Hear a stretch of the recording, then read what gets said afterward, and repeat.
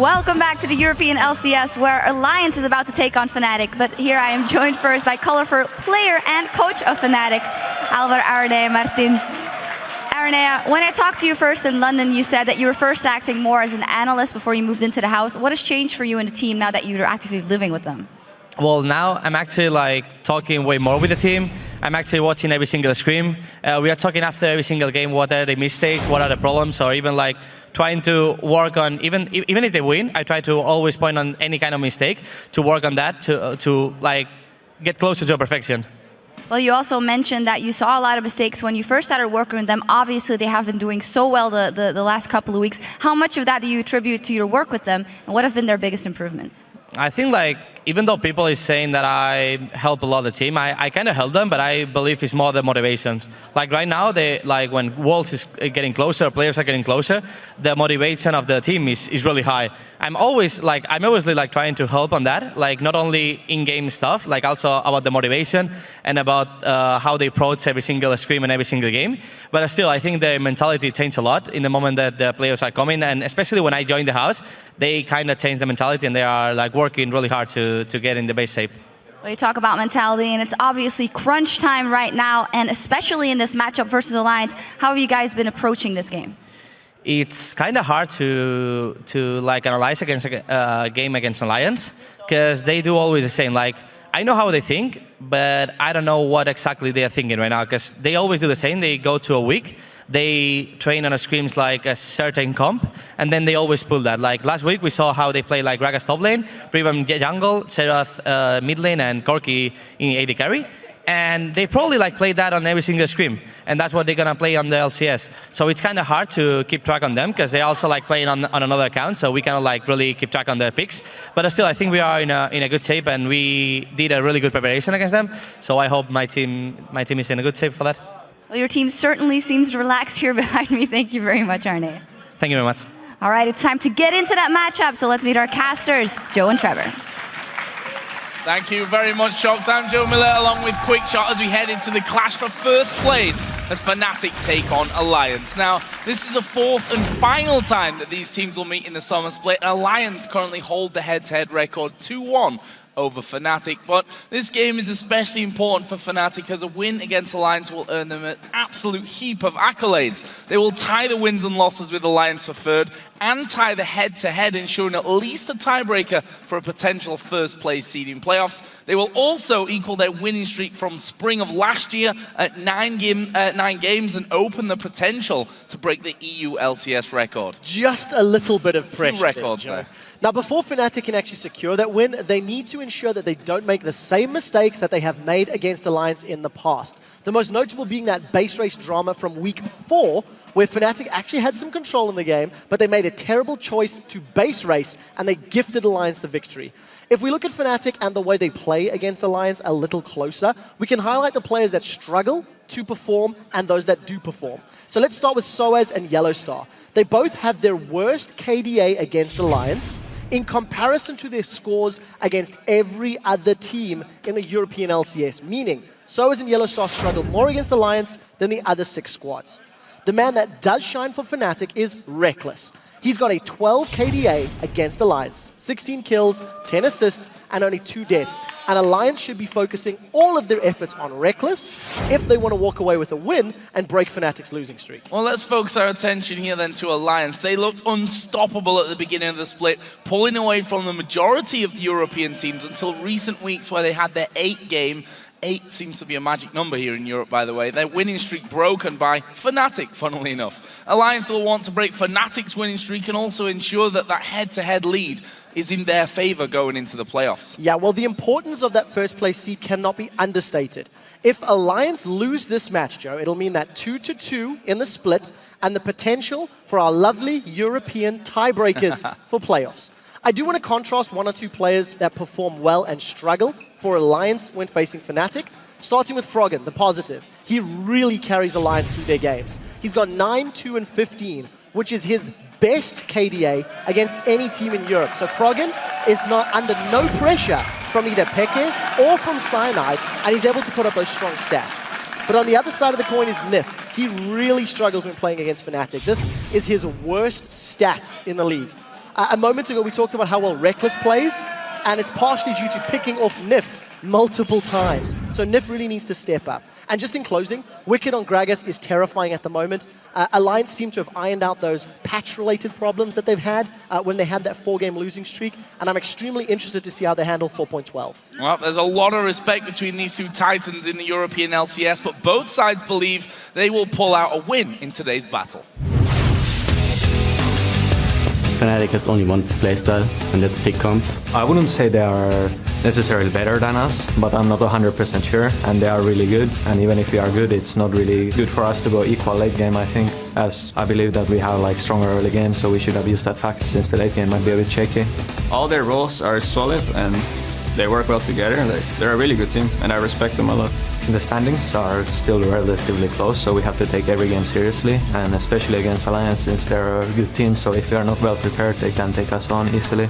We have to beat them, because if we lose to them and we end up in a tiebreaker with them, they will get the first spot since they beat us 3 times. We don't want to end up tying with them for 2-2 score, so we're going to try our best to beat them. We have to defend our first place against them, and I'm pretty sure we will do that. Alliance had a bit of a slack lately, and we had a bit of a slack in the beginning. So maybe right now both of us are having a good time, so the game might be a lot better than you've seen before. We just have to crush an enemy in the game and make a statement that we're back. We're no longer here to lose games. Wow, very interesting to hear there from both sides. Some strong words even coming out from Shook at the end. I think you can feel the tension and the excitement in this game. Reckless in particular really encompassed it. They each had a little bit of slack, a little bit of downtime at different parts in the split, but they're both arguably at their best shape at the moment. Well, we'll see if Fnatic can continue that run of wins that they're on. But first of all, let's check out the starting lineup, starting on the blue side with Fnatic. They are Soaz in the top lane, Cyanide in the jungle, Xpeke in the mid lane, Reckless on AD carry, and Yellowstar on support. And this crowd is definitely excited for this game. Alliance will be on the red side with Wicked in the top lane, Shook playing in the jungle, Froggen in the mid lane with Tabs, who's going to play like a man, as well as Nif on the support role. And in our featured matchup of the day, we wanted to highlight the junglers, starting with Cyanide, who's considered to be one of the most supportive junglers in the European LCS, against Shook, who, on the other hand, is considered to be the hard carry, aggressive jungler. But when we look a little bit deeper, it isn't exactly as clear-cut, especially when you see that Cyanide has more kills, less deaths, and more assists than his carry opponent, Shook. Yeah, not only that, Cyanide also has a healthy GPM lead over Shook, and I was personally blown away by the fact that Cyanide was stronger in almost every statistical category. So we dug a little bit deeper, and when Alliance and Fnatic actually stand off, Cyanide appears to forego jungle control in favor of lane presence. So this is exemplified by the fact that Alliance have stolen the second highest number of buffs against Fnatic than any other team. And Fnatic have stolen the least amount of buffs against Alliance in comparison to every other opponent. So in English, what this means, Shook plays more aggressively in Fnatic's jungle than Cyanide does. And I'm interested to see which style will come out ahead. Remember, Shook played Riven last week, both games. Cyanide pulled out Maokai, so we may even see some new jungle champions from both of these players. Well, before we get to those bans and picks, let's check in and see which of these top-tier teams you think will win. Not a surprise to me, 73% of the vote heading with Fnatic in this one. We'd also like to remind you that you can still get tickets to join us here in Cologne for our last Super Week of the season, and playoffs are also right round the corner. For tickets to the quarterfinals, just head to lolesports.com and click on tickets for all of the information. And if you want to join us for the finals at Gamescom, check their site out for the details on how to get tickets. Yeah, it's gonna be an exciting few weeks, that is for sure. All culminating with the top 3 teams qualifying for 2014 Worlds. It's all coming around very quickly. It's a little far away. Yeah, you say that, but if you look at a calendar, you'll realize there's not all that much time between now and when that all gets started, which means teams have got to do work starting here today. First place clash. What are we expecting from bans and picks? So 4.12, once again, Lucian not available. We need to see where the AD carry focus is going to go. If Reckless gets his hands on Vayne again, the combination of Reckless plus Vayne is the highest KDA player to champion combo in the European LCS. It's only 48. So we need to see if he wants to do that. It's not very good, is it? With Lucian being away, it's actually the most played champion of both AD carries in this game, but we've already seen that they can play a lot more. Currently, we're seeing quite a bit of focus on the junglers. Lee Sin and Evelyn both taken away. Xerath removed from Fnatic as well. They don't want Froggen getting his hands on that. And Twisted Fate. So 2 mid lane champions from Fnatic with the jungle ban as well. On the other side, there's that standard red side Kassadin. The Evelyn, what will Alliance finish off with here? Will they go towards another jungler? Will they be looking to first pick the one of the 3 top junglers, I guess we can say, remaining? Although we've already seen the likes of Riven for sure, he's not scared to It has to be a consideration. Elise is Cyanide's most played jungler. And with it still available, the question is, what is first pick priority here for these teams? Gragas is up. Hell, we've seen a Maokai, and according to Xaxus, is one of the preferred picks. You've also got the likes of Fizz thrown in the mix. So it does look like the preferred top laner is where Fnatic are going. And why not? We've seen time and time again that Soaz, when he's on form, when he's feeling good, feeling confident, he can carry Fnatic at the best of times. That now leaves Alliance with possibly taking away that Elise here for the jungle. And we have to wonder whether AD carries will come a little further up the picking order today with Lucian not available. I completely agree with you. And I wonder, the biggest question for me is how comfortable and confident Shook is on a champion like Riven. Because if they allow the Elise to go through, and Alliance feel confident in their playstyle with those champions, with that Shook, with that Riven, for example, he could pick it into Fnatic. He could run that particular pick. But it is risky. It is a champion that I feel if you don't really get ahead and don't get your items, you are fairly easy to blow up in team fights. Without a good chunk of attack damage, that shield from Riven is not particularly effective. So at the end of the day, no junglers locked in yet. Well, just as you say that, an insta-lock job on the 4th for Cyanide. Other side though, it was of course Kog'Maw, the second highest played champion, 4 tabs behind the Lucian, and also Orianna, a champion which you always have to factor into this matchup. Xpeke and Froggen have both set records with Orianna when it comes to farm, and that would have been surely a high priority. On the other side, as I mentioned, Jarvan for Cyanide, we'll see Thresh taken for Yellow Star again. So Lulu is still available, and earlier this week when we were watching the OGN quarterfinals, Lulu was first picked in a large portion of those games. It is also a champion that we know has been run in the mid lane as well as top lane in recent weeks. The Jarvan being locked in conjunction with the Thresh and the Gragas means that Fnatic have got a ridiculous amount of zone control. They can put the box down, the Cataclysm, the Explosive Cast, and it's going to be incredibly difficult for Alliance to position and potentially team fight very effectively. What Fnatic are missing right now is damage. So they could go for something like a Fizz Vayne and use that zone control and peel to allow the carries and assassins to find kills, or they're going to have to find some damage elsewhere, because at the moment, I don't see how they're going to burn through Morgana, Orianna, and Riven shields all at the same time. Well, we also do have to factor in that Morgana can protect one person from the CC, but there's going to be a lot of it in there for Fnatic's side. As you mentioned, Riven coming in 3rd game in a row for Shook. His first game, I think we can safely say, more successful than his second one, although that was, of course, a win as well for Alliance. But if you look at his pure numbers, 7-0-3 the first time he played it, albeit against Gambit, the team that are struggling right now, 2-1-6 against the Super Hot Crew. So definitely in form with this Riven, and he'll be happy that, you know, while at this point we do have a lot of jungle bans coming out, that he's always got that Riven there to settle back onto. Funnily enough, when we talk about the top 3 junglers, at least not selected in this one. But let's move on, because Fnatic got a couple of seconds left. We're going to see Jinx picked up here for Reckless in the AD carry role, and Ziggs for the mid lane for Peke. So not quite the hyper carry that I was anticipating in the Vayne, but pulling the Jinx that will fulfill the role that we were talking about. A lot of damage. You are also adding to the zone control once more. The Flame Chomp is going down. Combine that with the poke that you're going to get from the Zap, as well as the bombs from Ziggs. Fnatic can do a whole lot of things at different stages of the game. If they chain their CC together, there should be no way that Shook on Riven can hop, skip, and jump through everything that Fnatic can throw down and put in the field. So for Alliance, they are going to be very, very reliant on avoiding all of that CC and ideally having superior vision to come from the side lanes, because Fnatic can crowd control, they can pick, they can zone very effectively. So final pick here then for Alliance is one which Wicked is definitely very familiar with. Irelia locked in for that top lane. And we'll see how Wicked does against Soaz on Gragas. So this is going to be an interesting matchup because Gragas is trending in the popularity because of his ability to deal with bruises in the top lane. I like the Irelia pick because it can deal with a lot of the CC Fnatic are putting down based on her passive alone. That built-in, basically, tenacity based on champions around you. What it also means is that if Fnatic ever group up and Riven or Irelia get stuck into them, the Orianna ball is just going to melt everybody. We've seen how strong Orianna have been in recent weeks, and I do feel the average Orianna level is higher than it was in the previous split. Yeah.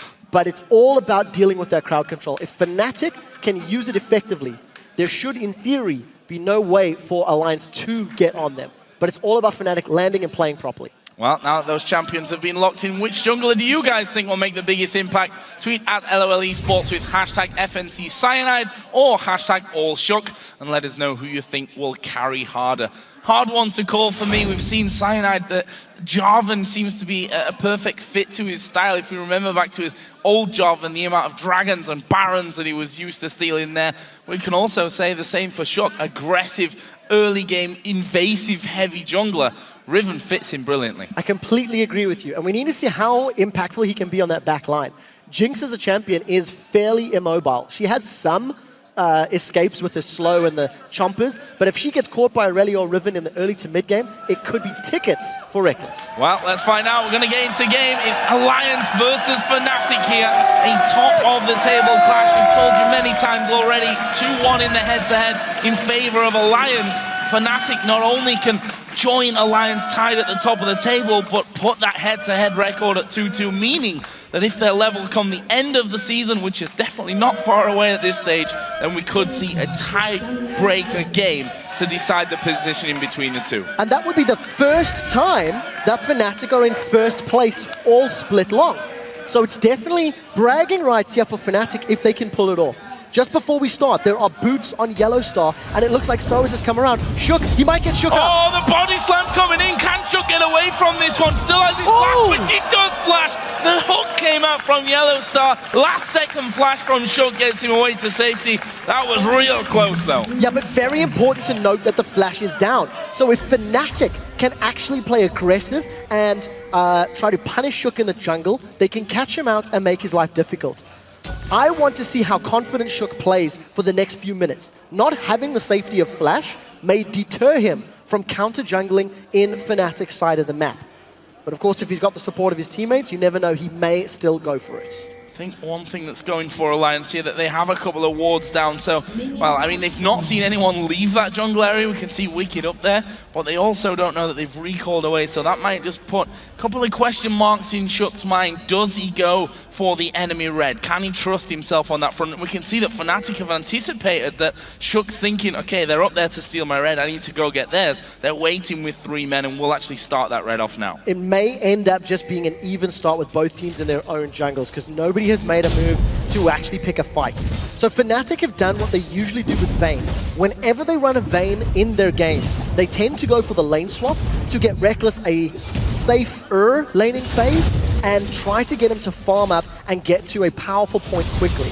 Something that Jinx can do more effectively than Vayne is in the siege situation, Jinx with her minigun and the attack speed bonus that you get from that will be able to obliterate towers. So if Ziggs and Gragas are zoning and putting poke down, Fnatic may be able to play a very quick tower push comp if they get themselves into that position. With the lane swap, you have to think it's a possibility. Oh, Nif getting hooked in the stream, and there, that's a good flash over the wall from Nif, and I think that's enough to keep him safe, but the same might not be able to be said here for the red buff. So whilst it looked like Fnatic were backing away and we're going to go for a standard start, it actually seems that they're going to try and steal both reds right at the very get-go, but they need to be careful. Blue buff on Riven. Gragas is actually going to come up here, so Soaz giving them that extra power and presence that they need, and Cyanide will smite it away. Yeah, so red buff stolen, advantage Fnatic. They forced 2 flashes from Alliance, and they've got control of the jungle. Yellow Star playing very aggressive. He's got the support of both Cyanide and Soaz, but they're a little while away. That's the 3rd flash of the game.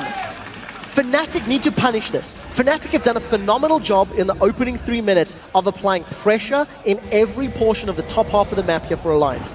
But it hasn't resulted in anything other than a red buff and some additional CS for Reckless. But it is at the cost of CS for Soaz. So we need to see if they can punish those flashes being down by getting more objectives or by picking up kills. But a very strong strategic start here from Fnatic. See Shook coming in there to give them some backup as well. Need to be very careful, and Yellowstar showing once again. And I'm still not sure why teams aren't at least taking Thresh away from Yellowstar, if not banning it out. We've seen a lot of teams trending to banning Morgana against him, for example, in the past couple of weeks. Whereas his Thresh performances, every single time we've seen it, have been absolutely incredible. Continuing that trend here today, already forcing flashes left and right with his hooks. So if memory serves, this should be Yellowstar's 11th game on Thresh, and he has 8 victories under his belt already. I still feel that he is the strongest Thresh player in the last 4 to 6 weeks. He is just phenomenal on the champion. On the same token though, Nif is undefeated on Morgana. 4 games played, 4 victories under his belt. And if he can use his Black Shield effectively on Shook or Wicked, that could be the way in for Alliance to get some control in those team fights. Look how cheeky Yellowstar is, even interrupting the back from Shook. Just presence of mind and control. And again, just a strong start from Fnatic. They've read Alliance well, and they've got themselves a summoner spell lead, but not a gold lead, as you can see Alliance are farming slightly more effectively. Yeah, and let's have a look at that farm somewhat. Mainly, it's coming from the top laners here. Soaz against Wicked, 3 to 20. We see that Soaz did use his teleport to go into that bottom lane to try and claw some of that disadvantage back. The mid lane is pretty much even. AD carries Reckless, has a slight lead. Shook also getting off to a bit of a slower start in the jungle. And to be honest, Cyanide has just got rid of a lot of his camps here. We saw him take away that big wolf, and will be walking out there with an XP advantage as well, of course, as the buffs. I love the fact that we highlighted Cyanide and Shook in our featured matchup of the day. And traditionally in this matchup, this split, Shook has been the one that has been controlling Cyanide's jungle. Shook has been stealing buffs, and Shook has been making Cyanide's life hell. Cyanide this time around has already stolen a buff from Alliance. He's got a CS lead, and it's thanks to having the support of the rest of his team.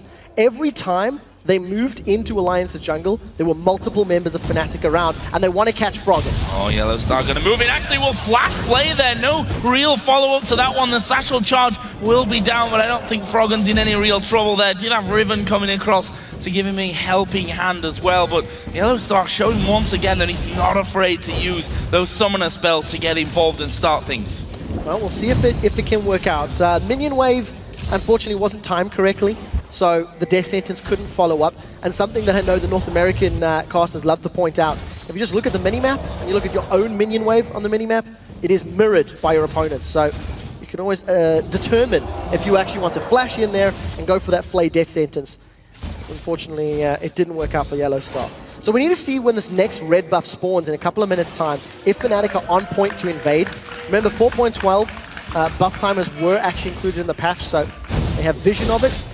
And the way Fnatic have played thus far, roaming Yellowstar, and a lot of pressure on Shook, I wouldn't be surprised to see them try again. Oh, landing the hooks left and right. The Black Shield came in fairly quickly there, though, to stop the Chompers actually doing maybe damage that we could say there. Obviously not do much damage themselves, but give Reckless a few free auto attacks. And Wicked actually will use his recall here. I'm assuming going to heal up, buy up, and use his teleport to get straight back on into that lane. And we can see that he's picked up a Phage here as his first item. And we'll see if he does TP in or whether he opts to actually just walk it straight over. And that might be an anticipation here of a dragon here soon with Shook on the bottom side of the map. Potentially, it could also have been the fact that there was no more tower pressure from Reckless and Yellowstar, because they weren't really trying to focus the tower down. Wicked was not under pressure to use his teleport. But notice how Nif has been babysitting Wicked in the top lane. Because of the power of that Jinx Thresh combo and the fact that they can push the wave quickly and get on the tower very rapidly, I feel that Alliance are trying to defend their towers and extend this laning phase. Shook is still playing catch-up to Cyanide, and in terms of CS, all of the play from Fnatic has cost Soaz almost a 30 CS difference from Wicked. So while they got a lot of summoner spells, those flashes are almost all available with Wicked's coming off cooldown in a moment or two, and Fnatic have not been able to punish the summoner spells being blown, and they've actually come out 400 gold down. So while it was a positive play, net control, it hasn't really garnered Fnatic a lot more than the psychological damage on Shook. Just want to point out the item difference there between these supports as well. We've already seen Yellowstar very willing to move around the map to get in towards that mid lane, try and set something up for Frog, and actually going boots of mobility as his first item, whereas on the other side, Nif actually picking up the Sightstone and a few more wards as well to be putting down. As it actually happens, it looks like we're going to be seeing the lanes normalize somewhat with Soaz and Wicked up on the top side. There's the ulti coming in, Wicked baited there underneath the tower. Don't know if there's enough damage to actually pick up a kill, but Soaz showing that he won't be bullied. Very well played, and he actually forced Wicked to blow his flash instantly. Peke needs to get away himself. Shockwave was available from Frog, and it's not over yet. It's not over, and Soaz once again is going to be bullied here. Ultimate used from Wicked. Well, get him a bit more HP back, running his pots as well, and that should be enough for him to have some free time in his lane. Soaz, though, does have teleport back available, so he should be able to just TP, as we see right now, straight back into that top lane and won't be missing out too much. However, he is still behind here, and it's a decent amount of farm, 30 CS. It's going to be up to Cyanide and Yellow Star to move around the map and try help him out. There are very few players in the world that will know matchups of Irelia versus X better than Wicked, and he's going to take advantage of any time he can put damage or get control back. Joe, you talked about Dragon a moment or two ago, and once Alliance relocated their AD carry and support, it's now opened them up to a Dragon. Yellow Star's got Vision, Mega Inferno Bomb is available, so barring a steal from Ziggs, this should be Alliances. Yeah, I'm not sure that Peke is even going to be trying for this one, and again, great tactical decision out of Alliance. He saw Soaz forced to recall, was straight back in lane, no TP available. Wicked had hits should they really need it, and that for me was a fantastic move from Alliance, and that gives them a solid gold lead 10 minutes in. Yeah, I agree with you. And you consider how the game started, Alliance are looking strong. We talked about how Cyanide and Yellow Star need to help Soaz out. Look at both of them. Yeah, they're going on Wicked. Yeah, they're going to dive onto this one. This could well be first blood. Cataclysm is going to come down. Damage is actually going to Soaz, but he will be able to walk on away from the tower damage. And first blood in the end goes over to Fnatic, and Yellow Star may even, with this next wave, be the turret as well. Yeah, truthfully, there was always going to be a gank coming from Fnatic. Remember, well, that was close. There was Vision on the white camp. We did see the Super Mega Death Rocket flying past. Just to go back to the tower dive, Fnatic have also done low-level tower dives multiple games in a row. So when you see that Soaz is struggling and is so far behind, as well as seeing Moby Boots on Yellow Star, I think Alliance dropped the ball a little bit. There was no wards in the river, no wards in the Tribush there, so Fnatic could move through the jungle easily. And the trade for Dragon cost First Blood and a tower. Fnatic came out ahead. Out ahead, and we think back to the Copenhagen Wolves game, I think is a prime example of that, where they just dove time and time again to get people ahead from that top lane. This time, of course, that kill went over to the support, which has now given him a couple of different items to be working in there, as well as his mobility boots.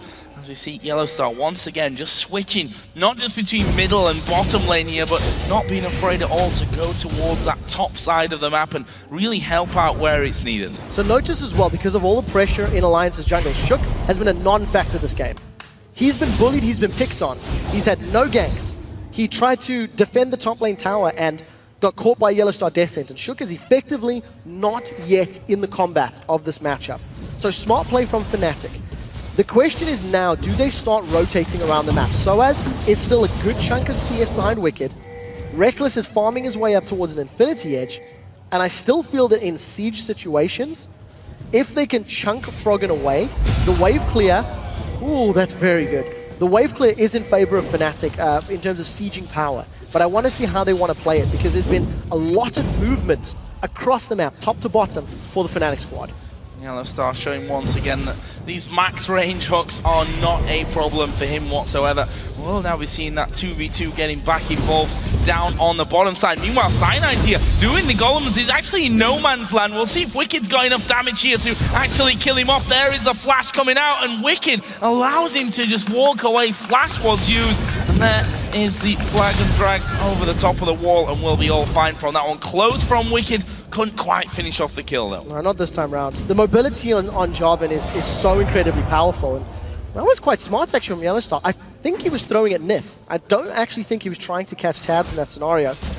But nevertheless, Tabs and Nif, even on CS, 6 or 7 difference between Reckless and Tabs, you got two very good late game scaling AD carries. And with the tanky Jarvan, eventually, after Elder Lizard, and a tanky Soaz, Tabs may be able to deal with them if he can get protected from the Command Protect as well as Black Shield, etc.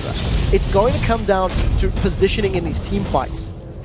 And the mobility on Alliance's squad needs to deal with the crowd control and zoning of Fnatic's squad in order to win. But it's been a great start to this matchup. Let's have a look at the overall picture. 14 minutes in and Gold is bang even with the Dragon for Alliance. The turret, single turret of the game so far with Fnatic. Both sat on 19,000 gold here as Shook going in for his red buff. Wants to make sure that he keeps tabs on that one. If we look at the gold to be spent here across the map, it's the mid laners, unsurprisingly, that have had, I think, the quieter of the three lanes, to be honest, and spent a lot of time farming up, that are sat on about 12 to 1,300 gold each. So there's two reasons to that. The lane swap immediately forces your mid lane into almost an island because your junglers tend to help out the disenfranchised lanes. In addition to that, you've got such good wave clear from both Ziggs and Orianna. They both went Athene's first. So it's very difficult to shove your opponent's lane in and then try to roam around the map. And we've seen how good Peke and Froggen are at farming. 180 in favor of Froggen. Orianna definitely seems to be the strongest farming machine in the European LCS, breaking so many records in multiple weeks, actually, back to back. Yeah, and both of these mid laners doing that as well. So from the those wonderful farmers graphics in the preview show, these two really been battling over those CS at 20-minute records. As the turret does go down there in the bottom side. That's Alliance's first of the game, and that gives them that 1,000 gold lead. So there's 50 seconds before Dragon comes back up. Look at the numbers from Fnatic in the top lane. Because of the fact that Wicked has got himself that Trinity Force, he can't really defend this tower, and that's what we talked about with Jinx. If she gets to a tower with a minigun, she can melt it. The thing is, with Trinity Force on both Wicked and Tabs, if a team fight were to occur in the next few minutes, there should be an item advantage in favor of Alliance. Soaz yet to complete a big item. We're still waiting for Reckless to finish his eye edge. And we did a lot of stats digging for this game.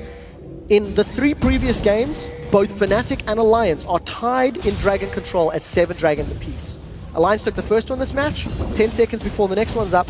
Let's see if Fnatic are going to challenge. It'll be risky, because item strength is still with Alliance. Well, Fnatic are moving with 4 men towards this middle lane. Soaz has walked back to the top of the map and does have his teleport available. Fnatic are going to have to start moving on this one. That Dragon's down to less than half HP already. There is the bomb coming around, only catching Nif. Shook is on the Dragon himself. He manages to steal once again. May well be going down here, putting the Cataclysm before he did go down. But Fnatic get the Dragon and back away, losing the 1 man. So that's a very good... There's no Froggen here. Box goes down as well. He will flash away, but can he get out? There's the Shockwave Super Mega Death Rocket from Reckless will actually get it. And again, Yellowstar coming up with the goods. So they trade 1 for 1. Soaz doesn't have teleport. He's moving into the mid lane. Here comes Soaz from behind. Soaz is going to throw the barrel. He's knocked them away though. We'll see if he can lock anyone down. He is on towards Wicked. Tabs as well will be flying off towards his turret. And I think that's all she wrote. There's another hook. This one though doesn't land. Does not connect. Fnatic with a 500 gold lead. Dragons completely even. 1-1 in this game. 8-8 overall. Fnatic with the numbers advantage and health advantage in the mid lane are going to get some towers down, tower damage onto this mid turret, but the wave clear is pretty good. Wicked's gone in. Oh, Wicked's caught out. I think he's going down here. It's Soaz that will get that one. There's Reckless, and we forget even the flag from Jarvan giving him even more attack speed when he's hammering away on those turrets. It leaves Fnatic 3-1 up in kills, almost a 2,000 gold lead, and 3-1 up in turrets as well. And I said it at the start of the game, Jarvan is Cyanide's signature stealing champion, and he's done it again. Manages to grab the Dragon from under Alliance's nose, and even though Alliance had the item advantage in that fight, they weren't grouped up. They were split across the river, and they chased Fnatic into the jungle. So Cyanide did go down in the pit, of course, but with Froggen being overextended by the Wraith camp, it allowed him to get hooked by Yellowstar, and Fnatic were tight in net, and they were able to get their damage focused much more accurately. So Fnatic come away with the tower, 2 kills, losing 1, and the Dragon, and they've regained control of the gold. It is a small lead, but it is a lead nonetheless. Now Yellow start waiting once again in that tri-bush.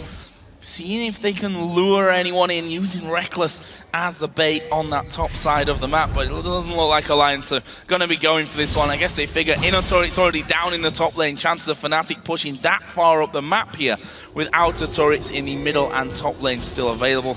It's probably not going to happen, but Reckless continues to push it out. Alliance now starting to move themselves somewhat around, but Yellowstar and Cyanide are lying in wait should anyone go there. Yeah, notice the way Nif actually moved. He was going to go left into the top lane through that bush by the double golems and decided against it, realizing something was fishy. A lot of members of Fnatic had been off the map for a while, and he plays it safe. If you look at the river and the top half of the map, Fnatic have got 4 pink wards down in conjunction to a couple of green wards. So vision definitely in favor of Fnatic. And we need to see if they can keep playing those games. They pulled Alliance away from the mid lane, and we did see Wicked going to defend bottom as Soaz was shoving that one up. But so far, Fnatic have been the team making the moves, and it is still, I'm still waiting to see how Shook's going to get involved. He's had some Dragon calls, but we haven't seen him in team fights, we haven't seen him ganking, because of how mobile and how proactive Fnatic have been playing. It's going to come big for them. I mean, he's not had much presence whatsoever as Soaz here will be waiting. 3 men coming around. Spotted that one, I think, early enough here. However, we'll see if he can actually hold on to the turret. His barrels, of course, can clear out those waves quickly. And Peke also coming up there is the Mega Inferno Bomb to get rid of that wave completely, and Alliance will be forced to either wait for that next wave or, as seems to be the case, just back away. But Reckless is already pressuring the bottom lane. And look how smart Reckless is. He's actually not going into range with his minigun where Wicked could jump on him. He's just using Fishbones, the rocket launcher, to poke from range. And if Yellowstar and Reckless do not get challenged, I do not think that Wicked can deal with that tower. So it looks like it's going to be a tower trade. 3 members of Alliance in the top lane. Reckless and Yellowstar have already got the bottom outer turrets. Fnatic continue the push. Alliance need to back away because Reckless and Yellowstar are just going to keep pushing that inner turret. I mean, Reckless is melting this. And why not? I mean, they've finally got Orianna coming over to try and stop that one from happening, and that will be enough. You see the missing ping in the mid lane, and that was enough to force Reckless and Yellowstar away from things.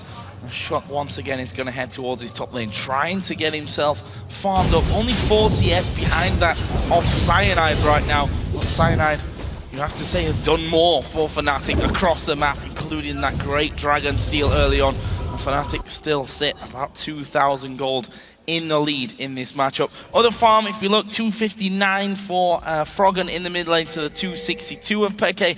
However, with the global gold, Peke still having a lead on that front. Yeah, just minor leads for each of Fnatic's members at this stage.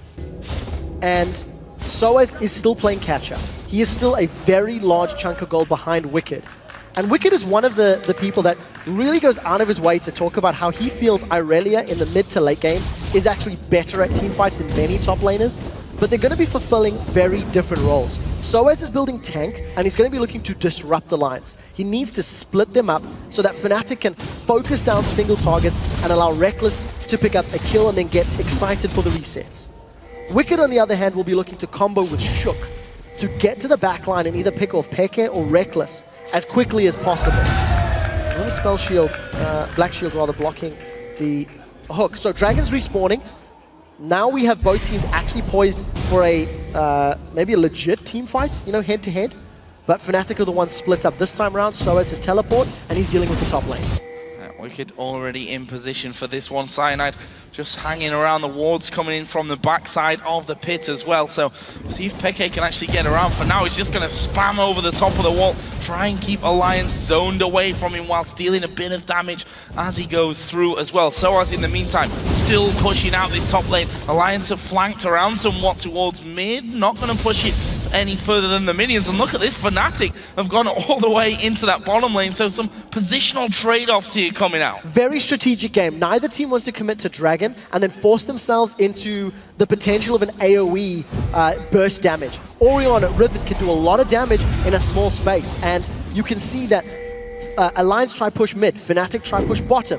Soaz is now the man that's in lane, and he may have caught Alliance out. Oh, coming from the back. He's actually all alone here, though, which could be a problem for him going forward. We'll try and move away on the top side. Meanwhile, Wicked has TP'd in, but he's all alone there. Almost taken down as soon as he drops in from the teleport. And Alliance have been forced to back away from this one completely. Not good news. Fnatic turn back around for Dragon. Super Mega Death Rocket is still available. If anyone from Alliance takes more damage, Reckless will look to assassinate. They caught Beckett! Oh, they got Beckett with a bandit. He's dead. Chuck will actually get that kill. And now they turn towards Yellow Star, will fall as well. Wicked gets that kill, and they can go straight to Dragon. Soaz or Cyanide will have to steal this one. Alliance, are they going to keep up with it? It does look like they will. Barrels will be rolling in. Surely Shook can hold on to this one. He lost the last one. There goes Cyanide once again. This time, though, it's taken by Alliance, and Fnatic have to flash out. Just like that, Alliance bring themselves back into their game. Soaz initiated the fight too quickly. No one else from Fnatic was close enough to get to that mid lane. So when Soaz threw out the explosive cask, Fnatic was still playing catch-up, had to dodge the Dark Binding, and of course, Wicked teleporting into the middle of the team. That forces Fnatic to not work on 100% the same page. So this time around, Alliance are the ones that are clumped up tighter together. Fnatic are the ones that are split up and engage different targets at different times. So they end up losing the Dragon, and all of a sudden, Fnatic regain the 1,000 gold lead. This is exactly the game I was hoping to see when we've seen this on the schedule. It's fantastic so far. If only it ends in a base race, I think all of our wishes, at least for one of these teams, will be complete. Yes, We've seen it before from them in week 4, and I think the outcome, especially on Fnatic's side, may just hinder any decision to go for anything like that again. Of course, that's all ifs and buts, and probably not that likely either way. We're 25 minutes in, we're tied on kills. It's 4-2 in turrets for Fnatic, but Alliance hold the gold lead. Although, to be fair, for a 25-minute game, it's not a massive goal. So one of the things I want to highlight about that previous fight, Nif lands a great Dark Binding onto Peke. Peke actually may have been able to flash it if he wanted to, regardless. And because of the mobility of Riven, with her Valor the E, as well as the Broken Wings the Q, Shook was able to get on top of Peke and stun him up very, very quickly, which allowed Alliance to get all of their damage down and sort of gain control of that area of the map. So the key is still for Alliance, just how quickly they can collapse on a target. And when they land that CC, it is very, very punishing. So Alliance will once again be looking to try to create those opportunities. They've got more wards in the river, but still not deep vision, still not deep wards, and they've not been in Fnatic's jungle really at all this game. Fnatic have been the ones that have been invading Alliance and playing, I would dare say, much more aggressively.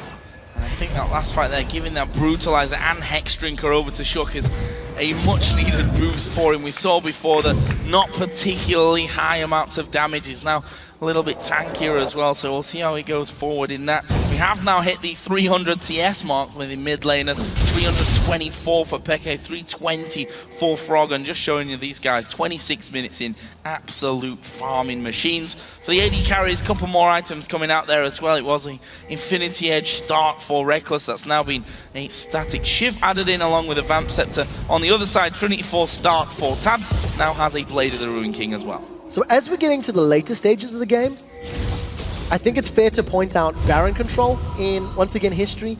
4 Barons in 3 games, 3 of them have gone to Alliance. So Alliance make better Baron calls against Fnatic than Fnatic do. Highlight that fact because if Alliance can force Fnatic to come to them, and if Alliance can turn and peel from the Baron to engage Fnatic quickly, that could be a way for them to force Fnatic's hand. The fear of a Gragas barrel into Cataclysm while sieging has to be prevalent for Alliance's mind. So if they are going to group up near a tower, they really have to have good jungle vision to avoid and prevent Cyanide or Soaz catching them off guard from a flank. Like now, you mean? Possibly here as the wards go down and Alliance move over towards that inner turret in the bottom lane. They're just waiting for another minion wave to come in, but there are 5 men there from Fnatic, from Alliance. Fnatic don't have all 5 with them. There is the hook, it's landed onto Tabs. Will there be a follow through? The bomb comes out, the barrel will knock them away. Yeah, not a great barrel there from Soaz. Came a second or 2 late. Had that knocked somebody backwards, yes, they could have worked. What that does mean, Alliance has a window of opportunity. There's no Mega Inferno Bomb, there's no explosive cast. So now they can siege with relative safety, knowing that those very big AoE spells are at least not available, and it looks to be the case. Going to be using Hogwarts Bioarcane Barrage to poke on the tower, as Deficio pointed out earlier today, if you get that Trinity Force proc damage, it works in your favor. But look at the movement from Alliance. Confident, controlled, thanks to the vision they've afforded themselves. Still landing the binding now, Soaz as well. Wicked off to the side. Yeah, Fnatic looking to defend this outer turret in the middle lane, and rightly so, Alliance had started to push there. Wicked will actually keep this split push effort going on, but Alliance seem to be recalling with a couple of men, so this for now will be a more of a diversionary tactic, although they've cancelled that. Wicked actually is going to be chased down. He does have a Banshee's Veil though, so Yellowstar knowing the hook's not even worth throwing his way. Now they start to push towards the turret, and an instant ultimate comes out from Peke. Okay, so two things. Yellowstar had flashed for Wicked. I believe the Flay was going to connect, and Wicked has burned his flash himself. So support flash for top lane flash, I think that's a fair trade. The other thing to note is with the cooldown reduction that Peke has, that's actually 2 Mega Inferno Bombs used defensively to prevent the siege and prevent the tower damage that Alliance have been trying to put down. But all of a sudden, Alliance are playing with much more confidence. They are the ones dictating the tempo, they are the ones moving around the map. And Wicked, I think, is going to try and play the split push game as long as he can. Because if he continues to get more items, it's going to be very, very difficult to deal with him in this mid to late game. Blue Wolf coming in once again for Froggen. He's now got the workings of that Zhonya's Hourglass on top of his Rabadons and the Athenes. We've also got just over 10 seconds until the next dragon of the game comes down. Let's not forget that Alliance have had all of them except the one which Fnatic stole away earlier. So Fnatic are losing control of their jungle. Alliance have once again invaded. They put some more vision down to ensure smarter dives if they want to chase past the dragon. But look at the play. Fnatic have grouped in the mid lane. Alliance are still on the dragon, so they've split themselves up. Soaz is coming into that mid lane as well. This is going to be a dragon for an inner turret trade. We do see Reckless should take this out with a couple more autos. Yeah, easy takedown there. That will be the trade-up that Fnatic were looking for. They did use the teleport from Soaz to get in there. And look at this, Alliance are trying to flank around the side. It looks like they want the fight. It's going to come down to whoever gets caught out. A good Dark Binding or Death Sentence might be the death of one of these teams. Soaz does have Explosive Cask available, but he's split off from the rest of the team. Needs to be very, very careful. If Alliance decide to use that dissonance and use the move speed aura, they could jump onto onto Fnatic very, very quickly. Where are you going to go here? Alliance have actually said we're going straight down middle. Look at Fnatic here. Reckless has walked towards the top lane. Peke is recalling. This should be the inner turret in that mid lane, which means that the turret advantage, if you want to call it that, the Fnatic got whilst Alliance are doing Dragon has been completely knocked out of it. Alliance got the Dragon and now get that inner turret as well. Monumental errors from Fnatic. The way they had set themselves up, they needed to team fight to get presence or to pull Alliance towards them. Alliance, however, with very, very smart play. Understanding the position that Fnatic was in and realizing if they stayed grouped up, they could potentially go for, you know, those towers or team fight. Now, remember, Barons have been in favor of Alliance in previous weeks. They've started the performance going down relatively quickly, but all of Alliance are here. Most of Alliance, rather. This could be a steal potential. There's no Shook. There's no Shook. There's no Smite. I think Fnatic have got it. Oriana's not there either. The Baron is going low, and there it is going over to Fnatic. We saw Reckless getting low from it from the start, but they did it quick enough. Look at Alliance. They're actually moving down towards this mid lane, but I think Fnatic can swoop around and get towards that inhib turret fast enough. You can debate for days whether or not that is a mistake from Alliance backing away or whether that is a great play from Fnatic punishing Baron. And moments ago, you can also debate mistake from Fnatic or great play from Alliance. Maybe it's a combo of both. But Fnatic then reading the situation, understanding Alliance were going to back away, they did, and they steal Baron. That's pretty good damage on Soaz. That's very good. It should guarantee the tower. Yeah, there is a Mega Inferno Bomb to use, but I think they're just going to tank this one up. Wicked will take the hits of that one with his Banshee's Veil in there as well now. There's no real problem for them. Alliance get their 5th turret of the game. We're tied on that front, and there's only 1,000 gold that separates these two teams. I'm interested now what Fnatic do, whether they try to push an advantage with that Baron buff on. I think they should. They've got such great siege, and they've got such great poke. With both Ziggs and Gragas, even though Gragas doesn't have the highest amount of ability power, the barrels just laying in the lane give you pressure, give you presence, and people have to dodge it. Fnatic have been trying to push the lanes out. Every chance we've seen, Soaz has been the one that's really trying to shove those side lanes, and now you can see it's actually Peke in bottom, Reckless was top. So for Fnatic, they've got the statistical bonus thanks to Baron. but they need to be very, very careful, because if they engage in an area that Alliance can collapse on them quickly, it can turn sour very quick, because both Aurelia and Riven can get out of Cataclysm. And if they do get knocked away, they're super quick. So the theory of, or the threat of closing that gap is still very high. There's a ping here towards the bottom lane. Fnatic have actually started to close on it, although their main turret killer, Reckless, is not actually there. He's just coming up through their bottom side of the jungle. Fnatic here can't afford to take Alliance on head-to-head. They've seen that Wicked's up top. He's actually recalling now as well. And I think that Alliance may be forced to give this one up. Yep, they are. Fnatic move in there. Alliance say, let it go. We'll defend from the base. Yeah, Alliance don't really want to fight a team with Baron, especially in the lane. If you have somebody either in the jungle or in that lane, you can use the box and you can use the Cataclysm super effectively. Look at that difference as well. Overtime with gold. Shows you that it's swung a couple of times here between the 16 and 24 minute mark. Fnatic been able to pull ahead there, but that has swung somewhat now, and we see that the gold is bang level. 6 towers to 5, 3 kills to 3, completely even gold, and it really shows you the strategic level of both Fnatic and Alliance, especially the last 5 or 6 minutes when they traded towers and Baron due to punishing your opponent's positional mistakes. You know, Alliance punished Fnatic, got towers. Fnatic punished Alliance, got Baron. And Fnatic used Baron to get another tower. They're running out of that Baron buff. It's about a minute left. And we haven't actually seen a big team fight from either of these teams. Whether or not that's due to nervousness or playing tentatively because of the importance of this game, or whether it just hasn't, the opportunity hasn't presented itself.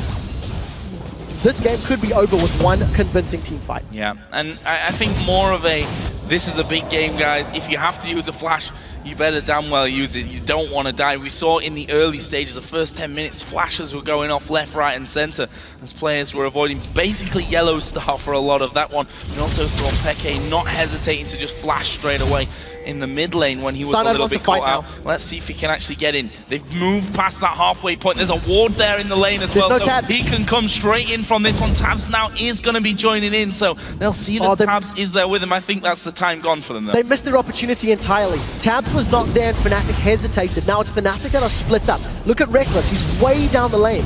And Fnatic are trying to play catch-up. They need to reposition. Alliance are the ones that were tight in it. Cyanide needed to have gone.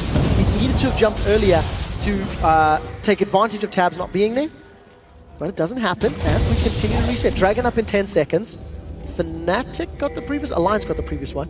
So we'll see who's going to get the hands. It's now Alliance looking to do the same to Prey. Here they come! Coming around the back of this one, binding, not connecting. That may mean that they get away. Is the other side going to stop forward? He actually misses the hook there. Zoaz is off on his own on this left-hand side. Needs to be careful. But you can see how tense this battle is. Both teams just set up 5 versus 5 across that middle lane. It looks like Alliance have done enough to get themselves a dragon, but they may end up losing some of their base here if they're not careful. Fnatic actually have stepped back, and it looks like Fnatic is going to not get anything from the base and lose out on dragon as well. So the threat of going for the inhibitor turret for Fnatic was a guaranteed team fight from behind. If Fnatic were the ones to push up that middle lane, it would have allowed Alliance to come in from behind, chase them to the top lane potentially. I can only think that Fnatic were hesitant out of fear of the impending team fight. So regardless, it was Alliance to pick up their 4th dragon of the game. Just before that started, we've been keeping tabs on buff control, and barring the strong start from Fnatic earlier, they've secured 14 red or blue buffs this game to Alliance's 11. So it is an advantage to Fnatic, but it's far and away not as impressive as it was going to imply at the beginning of the match. Let's have a look down items with that as well. After that last dragon, we've got 1 minute 20 seconds for the next Baron to come up there. Both mid laners have now added in those Void Staff. There's also the workings of the Zhonya's coming up there for Peke as well. So pretty much identical when it comes to builds on that front. If you look at the AD carries, slight difference as Reckless has gone in and picked up himself the Blade of the Ruin King now and another BF sword. Tab's feeling like he needed a bit more safety and picked up a Banshee's Veil. So it's a different style once again. If Reckless is permitted time to auto-attack, he should in theory do more work than Tabs thanks to having a few extra items, a few more damage. But on the same token, if Reckless is out of position at all, he should also get blown up. Having no defensive items at the 40-minute mark is a greedy and, dare I say, reckless style of playing. Wow. But again, he's banking on the fact that the rest of his team will protect it. Assuming the rest of the team does their job, he should have the protection he needs. Whereas for Tabs, it's all about dodging a hook or an explosive cask. So Fnatic have to do extra work now. Pop those Banshee's Veils like they've just done, and now there's the opportunity to engage. And it looks like Alliance thinking about it. Oh, Cyanide was trying to catch up. Shook, oh, the dog, it does manage to land. Are they going to go on this one? Ulti comes through and Shook is down to less than half HP, but Alliance will walk away. Wicked actually over on the side. The barrel will roll in. Where's the ulti out of Soaz? It will knock Wicked into the rest of the team. He flashes straight out of there. And while the zap lands, they've actually pushed away from it. Tab's going aggressive there as well. Got Cyanide down to half, and again we see a half trade from both of these teams. Nobody has been caught severely enough to get killed. And because of the fact that both teams have been playing very, very defensively, we have still yet to see an extensive team fight. Fnatic now were the ones starting. Cyanide played super aggressively, held onto his Cataclysm for the longest of times, but they did get the flash out of Wicked. So once again, small summoner spell advantage to Fnatic. Baron is a threat, it has respawned, but Fnatic are backing away, and this is going to come down to one strong team fight, Joe. And I feel one mistake from a player could cost their team the game.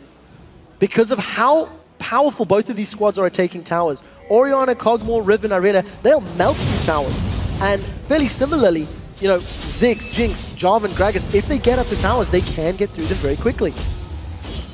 And neither team's looking for a team fight.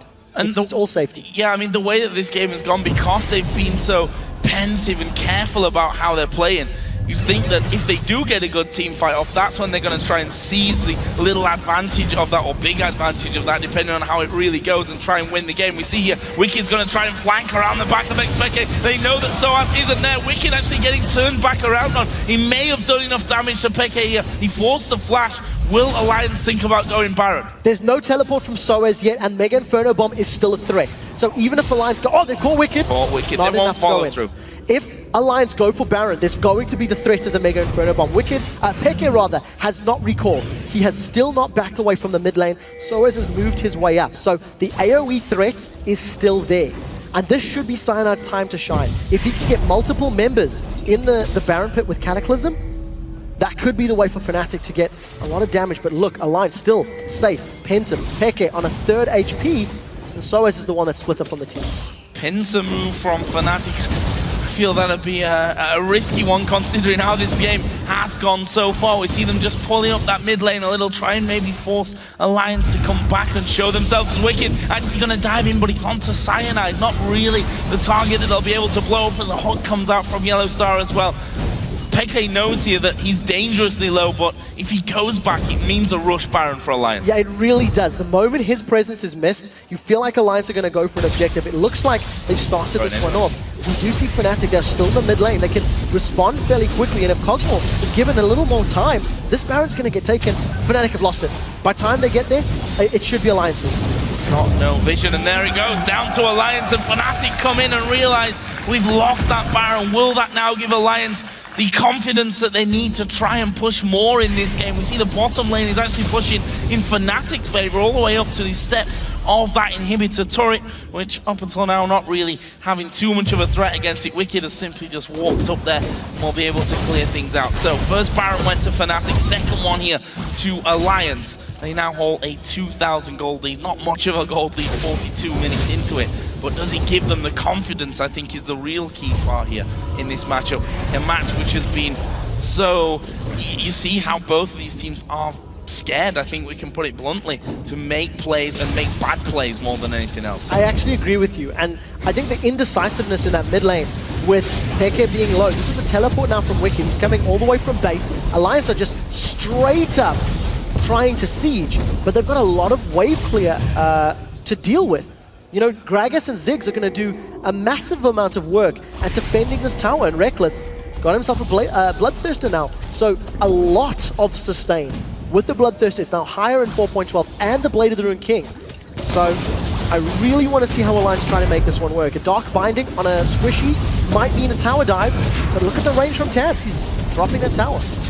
Almost down to half HP. We see the wave clear. Fnatic not getting rid of that full wave there, and that's a bit of a scary sign for them, because if they're to hold on to these towers, they need to get those waves out of there straight away, because I'm not sure how long Alliance are willing to be tanking up these turrets. And up until now, you have to say that it's a matter of time here before Alliance break through this one. We see those bindings coming out. Those barrels need to be on the minion wave. The Tab's actually going to get knocked around a little bit there. It allowed Reckless to get in, get a free auto attack off, and that gives Fnatic a brief respite until the next wave comes. And notice how defensive Alliance were. The moment that Banshee's Veil, oh, they've got Nip.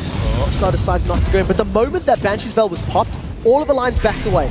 They did not want either Cyanide or Soaz to get an engage on the Alliance squad, but they're chipping it away down to, you know, less than a third of hit points basically, and Tabs is getting as many auto attacks as he can. That's going to be a tower down in this next wave, I feel.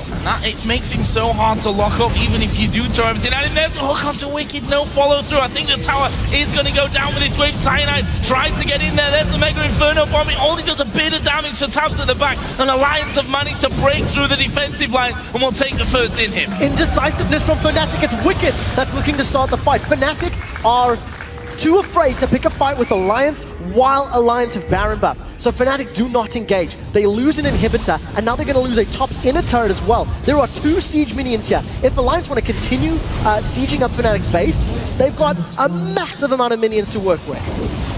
In onto this one, can they hold it in? Tab's actually taking a lot of damage there, got the instant shield out of Frog, and the minion waves cleared off quickly. That's a lot of damage towards Wicked.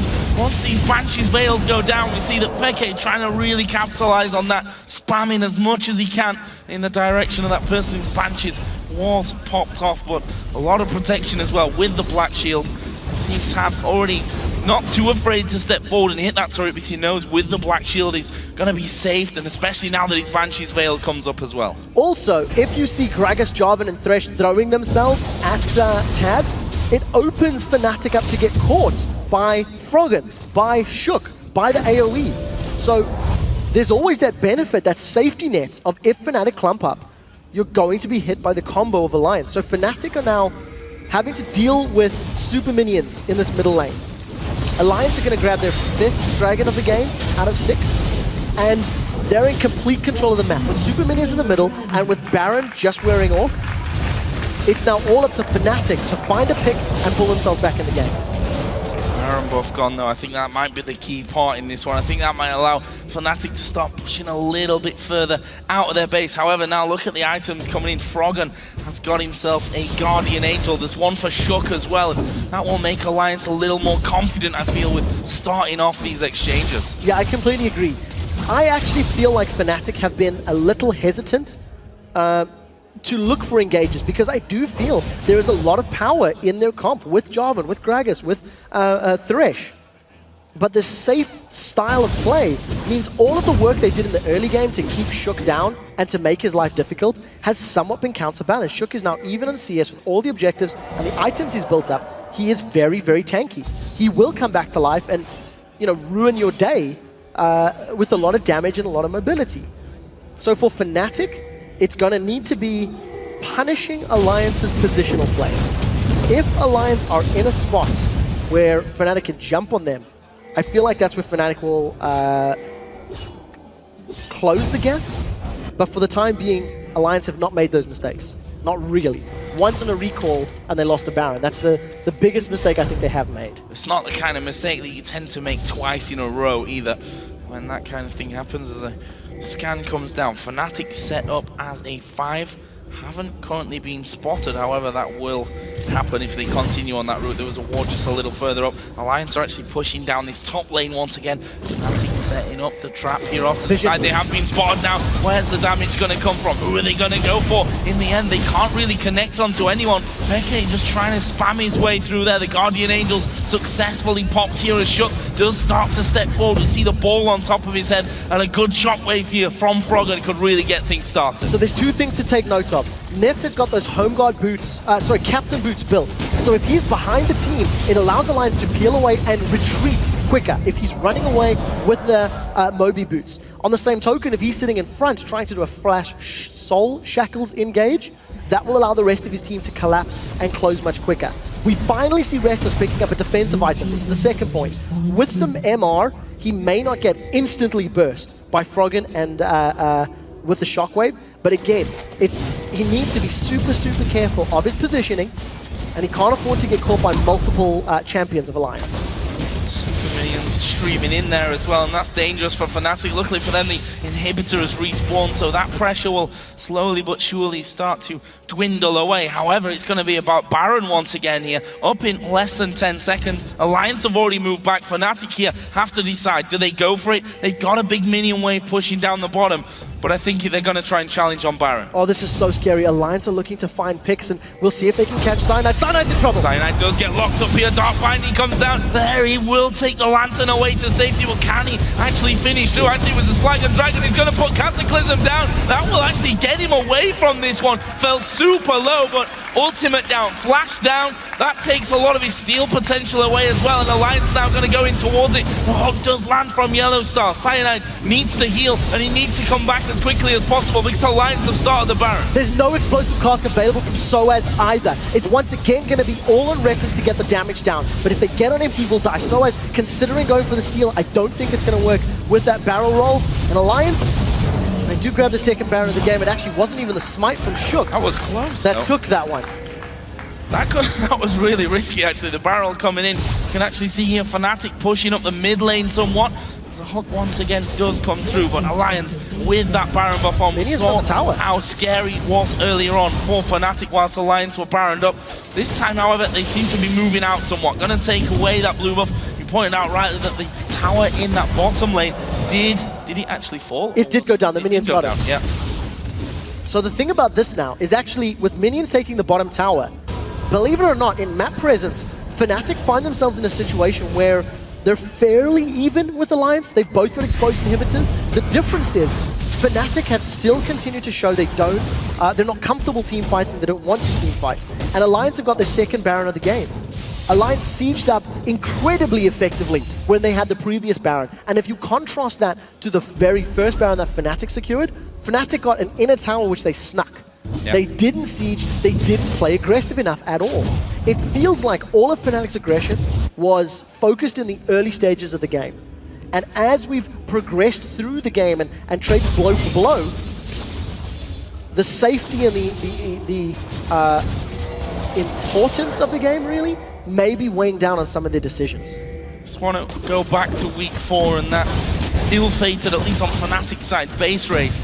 They were pushing the bottom lane out as Alliance went straight down the middle. There are the two lanes again this time around that have open inhibitors. However, it's Alliance with that Baron buff, with, you have to say, the confidence at this stage. You see them now just sauntering on in towards this mid lane. There's the hook. He goes onto a Banshee's Veil, though, and that means that Shook won't be hooked in, and that this inhibitor can be focused down. That means super minions coming in. There is the hook onto Shook, but no follow-through. He's got a GA as well, don't forget. With the Black Shield as well as Command Protect, there's 800 or 900 hit points worth of shield to burn through. You add the armor and ammo onto that shield, it's actually very difficult to burst single targets down. Fnatic need to get the right target focused. Super Minions now going to pour through the middle lane. Alliance continue to siege. They are definitely playing more effectively with the Baron buff than Fnatic did. And again, Fnatic need to find a way to engage. They need to get onto Alliance in order to defend the rest of their base, and we'll see how long they can hold off here. Not minion waves, not lasting necessarily too long now. Soaz does take a big hit, but we saw Tabs already stepping forward as he did before in that mid lane to get a good few auto attacks off onto the turret. There's the hook, he actually misses. Cyanide going in. There's the Cataclysm, they're looking for Tabs. He will flash away, and Cyanide is going to go down. Tabs picks up that kill. There's another hook, this time on towards Froggen. Have they got the damage? He's not got his GA pod. Summon a heal actually helping him out. He's tanking up the turret though here. Needs to get away, or the turret goes down. That'll be even better for them. 2 men down for Fnatic. This could be the game for Alliance. Alliance have got the numbers advantage. They've just got to deal with Peke. He's still got a lot of wave clear, but there are super minions coming through the middle lane. They may have caught Peke out. The rest of Alliance not going to jump on him just yet. Peke and Reckless have to be men here. They have to really go for this fight. Shook, you can see already shielded up. Yellow Star does get Nip hooked into this one. Reckless staying away on the backside. Peke is actually behind them, and he's going to get the GA out of Froggen. He uses his Sonias, but he's going to go down straight away after it. Some good damage towards Chuck, but his Guardian Angel wasn't taken down. And now 2 men left to hold on to this one. Still 20 seconds until Cyanide comes in. Alliance are just going to steam through this one. Hook lands on towards Chuck, but the Nexus turret's going down. The Nexus itself will fall, and Alliance win the game, stop Fnatic's win record, and secure that spot at the top of the league. Undisputed first place in the European LCS, 3-1 over Fnatic. They extend the lead at the top of the table and really just demonstrate great control that game. Patient, coordinated, they didn't panic. And I actually think that was an exquisite match to watch.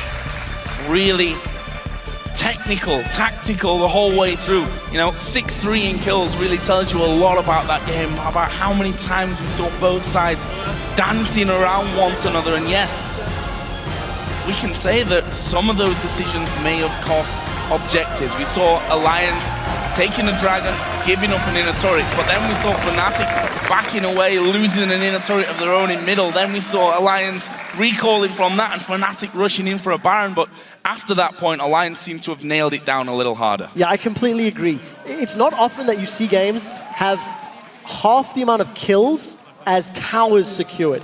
Fnatic took 7 towers, Alliance took 10. It was really a very strategic game. And if you're a chess player, it's like an analogy where you lose a rook to take a bishop, trade a castle for a queen. It's those sorts of moves. In this match, it was inner turrets for Dragon, then it was Baron, like you said. And I really have to wonder, if Fnatic had played more aggressively and looked for team fights earlier in the game when they were a little more in control, how would that have gone? Because you've seen how much damage they put down. Yeah. A lot of Alliance's members got very, very low in that final fight.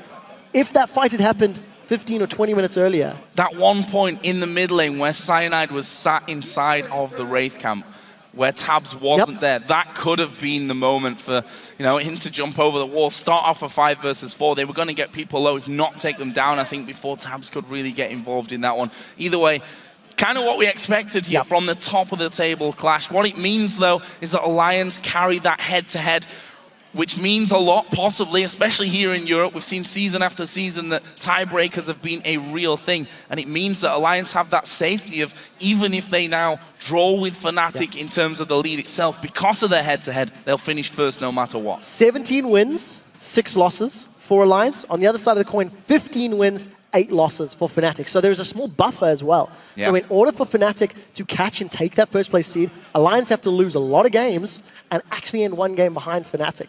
What I really, really like about this matchup is just how both teams demonstrated a great understanding of the strengths and weaknesses of the respective comps. And that moment you were talking about, where Cyanide was looking to engage, we have to go back and look at the replay. Have to look, was Reckless close enough for a fight to break out? Was there enough vision? Did Fnatic know Tabs wasn't there? Maybe if they didn't have vision elsewhere in the jungle, it was just erring on the side of caution. But I think it was a phenomenal game, and all credit to Alliance. They go now 3-0, because they won both the games last week. And they break Fnatic's winning record, again. Breaking the records. It seems like not many teams can get past 8 wins. Nope. 8 wins seems to be the magic number, at least this year. We've seen Fnatic already twice get up to that kind of level and then only to falter. But, at the end of the day, it's not really the streaks that count. It's winning your majority of games. That's what's going to put you, obviously, towards the top of the table. You win more than you lose. Makes common sense. But it's all about form now going towards playoffs. I'm so happy you said that, because in the preview show today, I was talking about this matchup, and I felt that these 2 teams are most likely going to be in the final at Gamescom. It feels like they're just another level above everybody else. And Alliance have proven 3 out of 4 times to be stronger than Fnatic this split. Instant decision-making for the base race. Prolonged. That was a 53-minute game that Alliance came out ahead. Fnatic need to change something up if they want to get their 4th LCS split title at Gamescom. Well, they've got to get there first, of course. But for the time being, Alliance have been a step ahead. I'll say 1 step ahead, not more than that. Yeah, because, you look back to that game and it just shows how close these 2 teams are in terms of form right now. I have to say, though, I wonder where the teams are closest to them. I don't see really many teams being able to match a Fnatic or an Alliance that are on top of their game, which, of course, I agree. You would expect there will be come the playoffs times. But now, guys, it's time to go down to Shox, who's joined by both Froggen and Tabs. Thank you very much, Joe. Indeed, joined by Froggen and Tabs. First off, congratulations, still in first place, and firmly so with the Alliance after beating Fnatic. Guys, what did you make of picks and bans coming in for you guys? Tabs, maybe shine a light on that. Going into picks and bans, we had a pretty clear idea what we wanted to do, and I think we actually outpicked them in this game. Our comp was actually very good against theirs, so we ended up having a pretty good draft. Yeah, we predicted pretty much everything they were going to do, and they messed up in some of the picks and bans, which allowed us to have all the things we wanted. You say you predicted everything they were going to do. Let's break down the game a little bit, because of course in the early game they had pretty good buff control of your buffs as well, which kind of messed a couple of things up. So how did you guys react to that? With the way the game was played, it was pretty obvious to what was happening, and I think the only bad thing in our early game was Wicked dying to first blood top because we got the dragon, and we should have gotten really far ahead of that. But they responded pretty good, and they had 6 to hold the waves whenever we wanted to rotate and push down towers for towers. They always had 6 to hold it, which was really annoying, but I think we managed to get around it pretty well, and I think we managed to outplay them in teamfights too. Well, yeah, as you mentioned, in teamfights, there were only 6 kills in the entire game, yet it was one of the most intense games I think I ever watched. Tabs, did you guys feel that as well, that it was so tight and that you had to play those map movements exact? Yeah, every time we went for an objective, they would just push down mid, and they would avoid us the whole time. And this ended up just being objective trading and trying to not get a really bad trade, like giving them an inhib for a dragon or something. So we need to be really careful about our positioning. So, Froggen, what was the turning point then? Where did they make the tactical error and you guys succeeded? They made the tactical error to never fight us. Like at every single objective, we were there, and we managed to get every. Actually, we messed up once with letting them having a Baron for free, but except for that, they only smite stole one, and they never fought us for dragons. They only tried to trade objectives, and if you never try to fight and only try to trade objectives, you're eventually going to lose. Yeah, exactly, because even with the Baron, they didn't want to team fight you guys, yet it was pretty hard for you guys to get into that base, obviously with the Zig. So what was the final push? You, of course, getting that final Baron. What was it that cut you over the edge? I think basically at the end, we a few items up on them, and Gragas is incredibly useless with that item build he went. And Irelia can always stun people, even if they build Banshee's Veil or any other defensive item. It's really easy for her to get in and stun them, and that's really powerful together with the Riven and together with the Orianna, because you can always do ball delivery system. And I think that's the main point of pressure, while we have in Kog'Maw that never actually scales off in the late game. So it's pretty even between the AD carries, and we just outscale them on other roles. Yeah, great game from Kog'Maw as well for Tabs. And Tabs, I want to ask you, is the confidence that we saw from Alliance here in this game, is that a signal of the confidence that you guys have going into the rest of the season? Do you have that one up versus Fnatic? Oh yeah, definitely. We had a bit of a slump, you could say. Like, we lost a couple games, but we pulled back really well. Like, our practice lately has been really good, and we know what we have to do to win the games right now.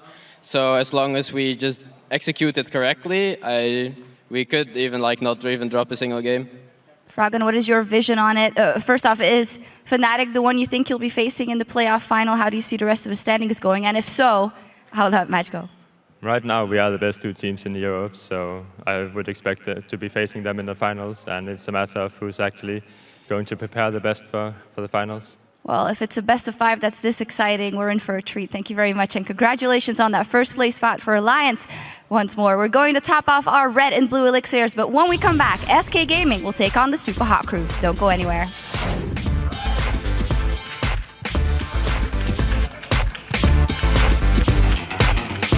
Nice. High five. All around, yes. Nice. Good job, team. They got back in. Oh, they got back in with a bandit. He's dead. Jug will actually get that kill. And now they turn towards Yellow Star. Will fall as well. And the Cataclysm are looking for Tab. He will flash away. And Cyanide is going to go down. Tab picks up that kill. There's another hook. This time on towards Froggen. Have they got the damage? He's not got his GA for.